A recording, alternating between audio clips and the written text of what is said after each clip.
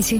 ഇതാ ഡോക്ടർ പറഞ്ഞത് കേട്ട് എന്റെ കുഞ്ഞിനെ കൊല്ലാനുള്ള മരുന്നൊന്നുമല്ലല്ലോ ഇത്. വല്യേച്ചി, അല്ല, പറയാൻ പറ്റത്തില്ല. ഇപ്പൊ ഈ കുഞ്ഞ് ഭൂമിയിലേക്ക് വരണമെന്ന് ആഗ്രഹിക്കുന്ന ഒരേ ഒരാൾ ഞാൻ മാത്രമാണ്. എന്റെ അമ്മ പോലും ആഗ്രഹിക്കുന്നത് വരണ്ടെന്നാ. അതിന്റെ കാരണം എന്താ വല്യേച്ചി പറയാത്തെ? എനിക്കൊരു കാരണം കേൾക്കണ്ട. എന്തൊക്കെ കുറവുകളുണ്ടെന്ന് പറഞ്ഞാലും എനിക്ക് ഈ കുഞ്ഞിനെ വേണം. ഞാനിതിനെ വളർത്തും. അതെന്റെ വാശിയാ. മോളെ ശാരികെ, നീ ഈ കാണിക്കുന്ന വാശിക്ക് മുന്നിൽ തോൽക്കുന്നത് നീ തന്നെ ആയിരിക്കും. ഞാൻ പറഞ്ഞില്ലെന്ന് വേണ്ട. അമ്മേ, മുങ്ങി താഴാൻ പോകുന്ന ഒരാൾക്ക് ദൈവം ഇട്ട് കൊടുക്കുന്ന ഒരു അവസാന പിടിവള്ളിയുണ്ട്. അങ്ങനെ ഒരു പിടിവള്ളിയ ഈശ്വരൻ എന്റെ മുന്നിലേക്ക് ഇട്ട് തന്നിരിക്കുന്നത്. അത് ഞാനിപ്പോ ഉപയോഗിച്ചില്ലെങ്കിൽ പിന്നീട് ഞാൻ എന്റെ ജീവിതത്തിൽ അതോർത്ത് സങ്കടപ്പെടേണ്ടി വരും.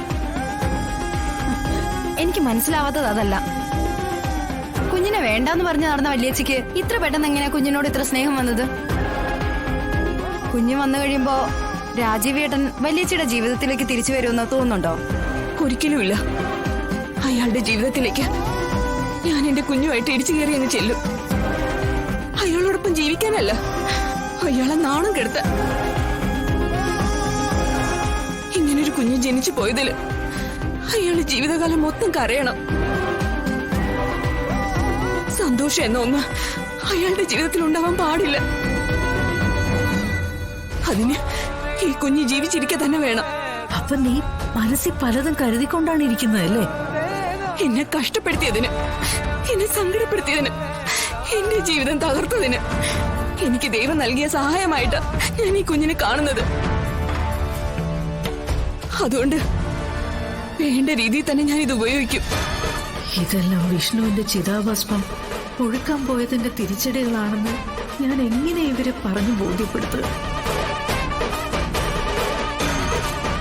ഈശ്വര, തിരുത്താൻ കഴിയാതെ പോയ ആ പാപത്തിന്റെ ഫലം ഒന്നും അറിയാത്ത ഒരു പൊടി കുഞ്ഞിനെ പോലും ബാധിച്ചിരിക്കുന്നു. ജനിക്കാനിരിക്കുന്ന കുഞ്ഞിന് വരെ കുഴപ്പങ്ങൾ ഉണ്ടായിട്ടുണ്ടെങ്കിൽ ജീവിച്ചിരിക്കുന്നവർക്ക്, ഇതിനെല്ലാം കാരണക്കാരായവർക്ക് എന്തെല്ലാം ദുരന്തങ്ങളാണോ അവ ഉണ്ടാകാൻ പോകുന്നത്? അമ്മ എന്തോ ഒന്നും മിണ്ടാത്ത? അമ്മയ്ക്ക് ഇതിൽ ഒരഭിപ്രായവും ഇല്ലേ? എന്തായാലും ശാലിനി